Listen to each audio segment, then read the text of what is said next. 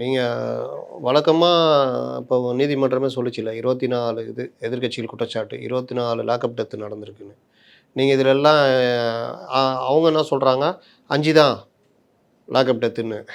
அது என்ன மூஞ்சிலே குத்தி உதடெல்லாம் கிழிஞ்சிச்சின்னு சொன்னால் ஏம்பா மூக்கில் மட்டும்தான்ப்பா குத்துனேன் லைட்டாக ரத்தம் வந்துச்சுன்ற கதையாக இருக்குது இது.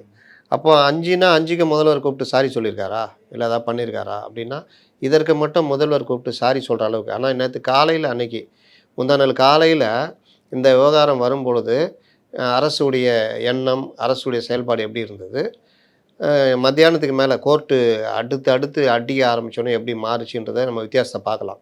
காலையில் அமைச்சர் ரகுபதி பேட்டி, எஃப்ஐஆர் தடுக்கி விழுந்து வலிப்பு வந்து இறந்த அந்த எஃப்ஐஆர் போடுறது, இது எல்லாம் எப்படி தைரியம் வருது?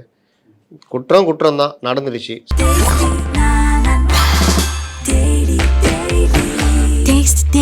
Taste the Daily.